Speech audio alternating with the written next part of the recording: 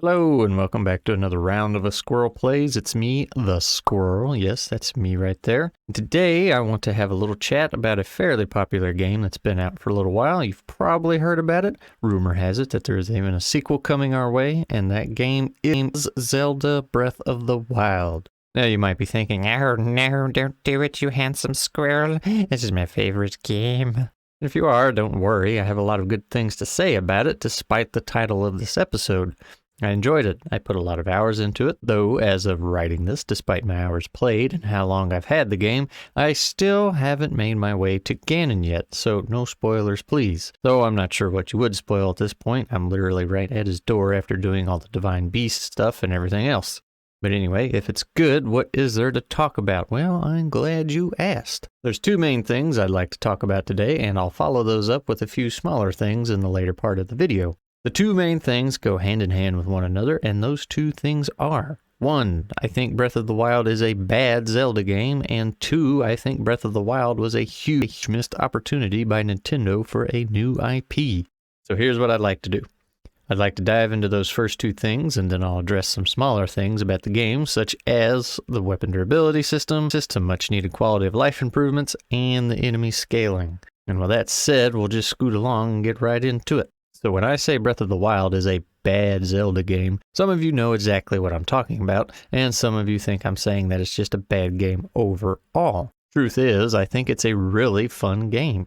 If it wasn't, I wouldn't have played it as long as I have. And trust me, I don't play games I don't enjoy. I've tried that before, just so I could get to the end of it and make sure it was indeed a bad game, and let me tell you, that is a sure way to make yourself angry. If you don't enjoy a game, put it down. Even if it does get better later, that doesn't justify the bad part you have to get through, and honestly, I could probably make a video on that whole concept alone. But we're here to talk about Breath of the Wild, so let's get back on track. What do I mean when I say Breath of the Wild is a bad Zelda game? I mean it takes all the things that made the Zelda series what it is and tossed it to the side. Now, before you throw the quote at me about progress requiring change, I do understand that. I promise you, I really do. Trust me, I've had to preach that plenty at several of my jobs when I tell somebody a better process was invented 20-something years ago.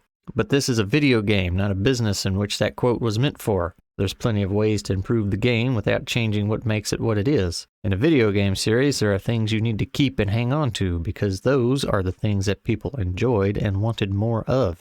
If you want to take that same quote and apply it the way it was meant to be used, it would mean Nintendo has to do something other than make Zelda games. They'd have to realize they couldn't just sit on the Zelda series for the rest of their lives because it would eventually run dry. Now, we all know Nintendo hasn't done that because we have other big-name series like Mario, Kirby, and Metroid, and plenty of others, as well as their other one-offs. But these series all have their own formulas they use. Now, granted, some have evolved over the years, but they have done so more slowly and gradually in a way that makes sense instead of flipping the whole thing upside down and saying that's the way it is now. So what exactly is the Zelda formula, and what got tossed out? If you've played other Zelda games in the past, you probably already have a firm grasp on what this is. I know I'm in the minority when I say Ocarina of Time wasn't my favorite Zelda game, but regardless of what your favorite one was, prior to Breath of the Wild, odds are we had a similar experience with that game. We were sent out on a specific quest, which usually involved saving Zelda and defeating Ganon, but in order to do that, we had to traverse our way through multiple dungeons. In those dungeons, we would find a special piece of equipment to strengthen our inventory. Now, these new items we acquired did two things. 1, they allowed us to defeat the boss of that dungeon, as the item you acquired was usually that boss's weakness and undoing. 2, they also allowed us to traverse new areas of the world so we could explore in places we weren't able to reach before. By requiring special items to allow us to explore certain parts of the world, the game was able to guide us down a specific path and keep us where we needed to be. There were side quests we could get involved in, but we were only allowed to wander off so far before the game pulled us back and put us back on the main road. Items weren't the only things we found in those dungeons and temples either. At the end of every dungeon was a unique boss waiting to challenge us. Each boss had its own unique look and style, and as mentioned before, defeating them often required the item found in that dungeon,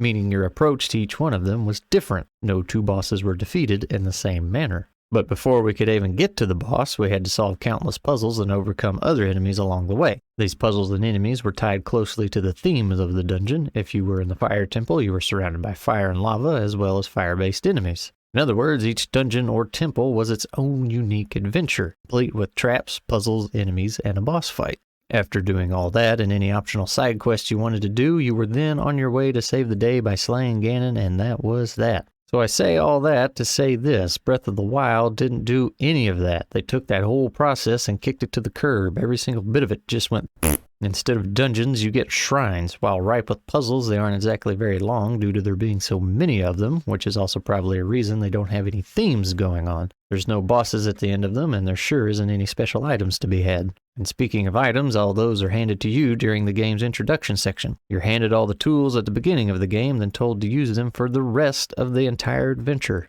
Now, there are 3 temples, I guess you could call them, but in this game, they're going under the name of Divine Beasts, which is a cool concept. It's a fun idea. I really do like it, but all these temples and dungeons are kind of the same, and the bosses at the end of them are no better. First one you encounter is an enjoyable enough experience. It's pretty intimidating looking and seems like a cool boss encounter. However, the next 2 are just a slight variation of that same thing, kind of like the dungeon itself. That said, I would like to clarify that this approach in of itself is not bad. I think the Divine Beasts are really cool. I think the idea of them becoming corrupted and you having to clean them out is a good story approach and makes for decent gameplay. The bosses and the dungeons being similar makes sense. It meshes well with the presented story. It's just extremely far from the Zelda formula, which takes me into my next point.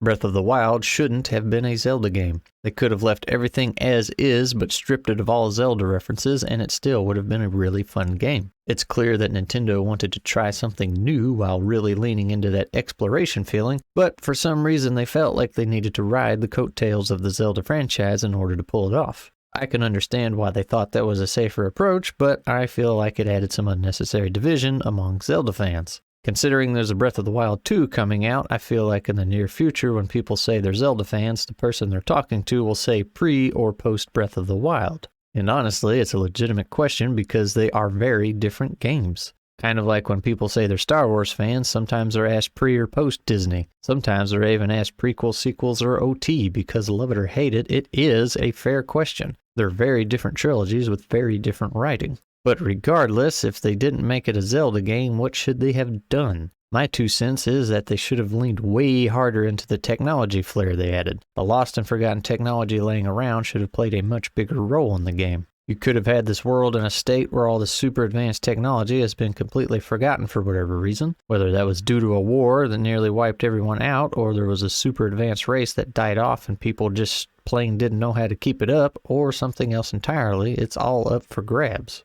The point is that technology would have a value to it, and the people of this world would be drawn to it, wanting it for their own various reasons. Those reasons could be to study the past, to acquire more power, or just to learn how to use it to try and make their lives easier. That lost technology, however, is dangerous. Sometimes it comes alive like those spider guardians. That makes hunting for it extremely dangerous and a good reason to leave it alone and let it lie, which is why you would find it still scattered across the world untouched. But what about our hero? If Link isn't in this story, then who are we? Well, honestly, you could be whoever you wanted to be. You don't have to be some chosen one to make this story work. You could be some random treasure hunter out exploring trying to get your hands on some ancient technology and just so happen to stumble across something great. Let's say you find a special suit of armor. This armor could have belonged to some ancient warrior back in the day and once upon a time had a lot more to it. Now you can go across the land finding upgrades for this armor, and those upgrades could be both the ruin abilities you get normally as well as the armor upgrades themselves, such as the ones that boost your swimming speed, your attack, your defense, your cold and heat resistance, so forth and so on. This special armor may even allow you access to the ancient technology weapons. Also, unbearing this ancient suit of armor may also release an evil that's been sealed away, and now you have to deal with that problem. My point is, there isn't a whole lot you'd have to change on a concept level in order to make it work as a standalone game since it was so far from traditional Zelda to begin with.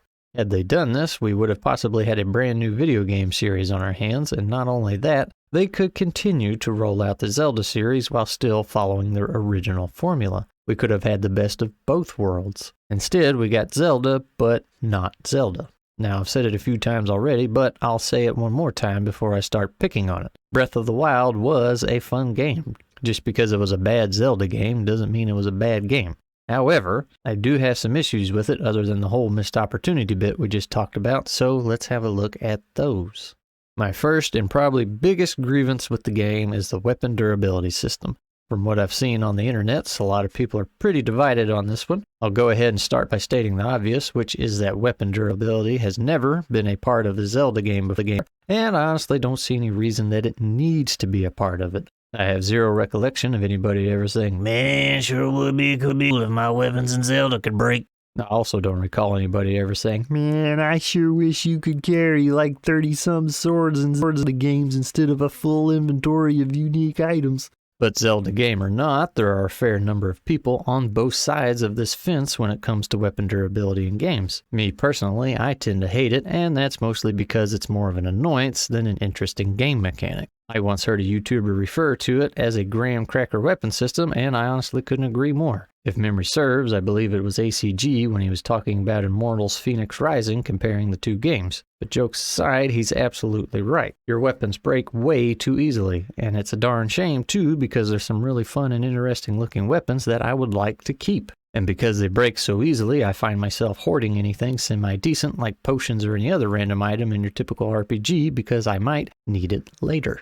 Instead of running into combat, I find myself skirting around the baddies for fear of losing my weapons, which isn't exactly the most enjoyable thing to do in a game such as this, especially when I have such cool weapons to play with. I get punished for using the weapons because when I do, they break almost instantly. If I don't use the weapons, I get punished anyway by not getting the enjoyment of experiencing the game's combat, or maybe even finding a new and more interesting weapon to use the next time. Finding those new weapons is a great feeling, but losing them forever is not.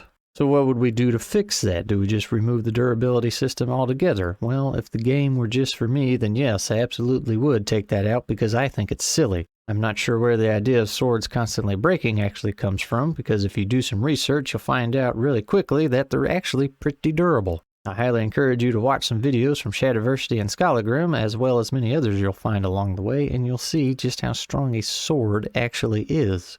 And that's completely ignoring the idea of a massive hammer breaking. But let's say we want to have some kind of durability system in there. We want to take weapons away from the players to some extent to force them to use other ones they might not otherwise use. I can get behind that logic because being pulled out of your comfort zone can often be quite rewarding. So, what do? Well, a quick and dirty fix would be for the weapon to not break, but to just basically lose its sharpness. That actually makes sense because swords do lose their edges through use, but it's also nice because this way if you did find a weapon you like, you don't have to worry about losing it permanently. As you use the weapon, it starts to degrade, eventually getting to a point that it's so weak that it barely does any more damage than a stick. And according to Shad, big sticks are actually still pretty useful. As far as repairing them would go, you could have two options. One, a way to repair it on the fly, whether that's a limited use repair kit or something that actually requires time, meaning you can't do it in mid-combat. Or two, you have to return to a smith somewhere to get it fixed. Option 1 can still put the player in a pickle if it loses its edge mid-combat. They'll still be forced to swap to something else that might be outside their comfort zone. However, there's never stopping the player from resharpening after every fight. Option 2 makes the player go through a bit more of an endurance run with their weapon. If they're mid-dungeon and your favorite sword decides to go, you'll have to switch out to your next best thing to finish the dungeon. Taking into account how long the dungeon might be, the player might find themselves switching out to a third weapon, or maybe even a fourth, on the way back to the blacksmith. Personally, I think option 2 would be the better choice because you still get the struggle of running out of weapons and having to juggle them as you explore, but you never lose the weapon permanently. You'll always have access to that favorite weapon you have. Now, another option you could do is if we use the idea from before where the hero of the story finds a special suit of armor that allows them access to the ancient technology weapons. Your suit could have a small number of slots to it, we'll say, in which each slot holds one of those ancient weapons. The suit has to charge these weapons, and each strike reduces that charge, similar to how the Master Sword is in the game already. Now that leaves plenty of room for upgrades and growing, such as shorter charge times, more slots, the ability to charge your weapons without having to fully deplete them first, reduced charge costs per strike, and so forth and so on. Now you're running around with special ancient technology weapons in your suit as well as your old regular weapons like a steel sword or a hammer. Now while I'm on the topic of the armor, let's go ahead and discuss the other issue that annoyed me. Getting all the different types of armor was really cool and fun. You had armor for all kinds of situations. Thing is, there was no penalty for swapping out the armor at any point. That meant as soon as you jumped in some water, you were switching armor for better swim speed. As soon as you walk into a hot area, you're switching armor for heat resistance. You walk into a cold area, you're switching armor for cold resistance. You're trying to sneak up on something, you switch your armor to make you more stealthy. Trying to climb up a tall side of a mountain, you switch your armor again to give you better stamina, so forth and so on. Swapping 3 armor pieces constantly was a pain. It's not game breaking by any means, it's just one of those things that was so annoying that I found myself actively trying to avoid it. I realize it only takes a couple of seconds, or a fifth of one if you're a speedrunner, but the number of times you do it makes it more than noticeable. Now, by no means I want to take all the armor away. I would much like for that to stay. There's to be a better way of handling this. One way to do that would be to have an equip set button, just a single tap and the whole set gets slapped on. Something that simple would go a long way. And since there's no penalty to switching out armor on the fly, why not have a wheel for it? Have a wheel, or in Zelda's case, a row like your weapons and rune abilities, where you can quickly equip an entire set. It kind of boggles me why they made it such a nuisance when it's something you're going to be doing regularly. It's kind of like the cooking. Why in the world are there not recipes? I mean, come on, man, seriously, why can't I just scroll through a list of things I've made and hit make this, or better yet, make this in this quantity, so I don't have to sit through the animation a million times. But since I've used the ancient armor theory of mine a few times already, I'm going to use it again. Let's say the hero found this armor and now he can find upgrades to the suit that gives him the abilities such as cold resistance or heat resistance, swim speed, all the good stuff. Since this is magical ancient technology, it would be easy to say the special armor adapts to its surroundings. That means when you jump in the water, it activates the swim speed modules you found for it. You're walking into a volcano and it triggers all the heat resistance upgrades you've gotten for it so far. Now granted, there would be things you could switch manually, such as trading some defense for offense or the other way around, but for the most part, it would be automatic. That means you wouldn't have to stop your adventuring to thumb through the menus. You could just keep on going. And with that said, let's move on to the other elephant in the room, and that is enemy scaling. Of all the things that changed in the Zelda formula, this is the one that surprised me the most for some reason. I was really shocked to see the enemies getting stronger as I got stronger. Now, I'm certainly no stranger to this formula, and honestly, the formula leaves me with mixed feelings. There's a certain joy to be found in wandering just a little too far off course and finding yourself in some really dangerous territory.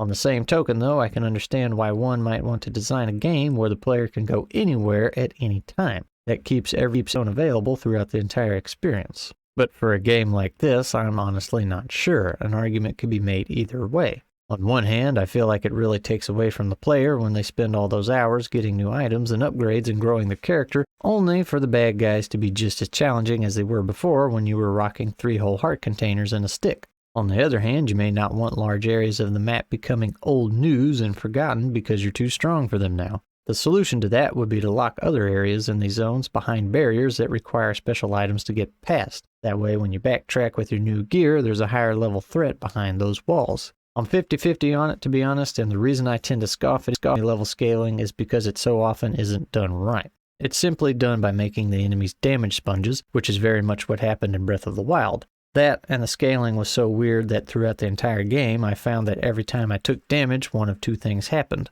I either took a mere quarter of a heart's worth of damage, or I took nearly an entire row, regardless of the armor I was wearing. Oddly enough, the bosses and larger creatures seem to do less damage than the average run-of-the-mill baddies. But anyway, if we're changing up the story a little bit like we've been theorizing, such as taking the fancy suit of armor and releasing a new evil in the world, you could say all those monsters change over time. And by over time, I mean as you acquire new and better gear. As you progress, the monsters actually get replaced with newer and stronger ones, not just reskinned ones with larger HP pools. This keeps every zone viable from start to finish, and you're still taking on newer and bigger challenges. Leave in a few of the lower level baddies here and there, and you'll get to feel the goodness of your character growing when you breeze right through them.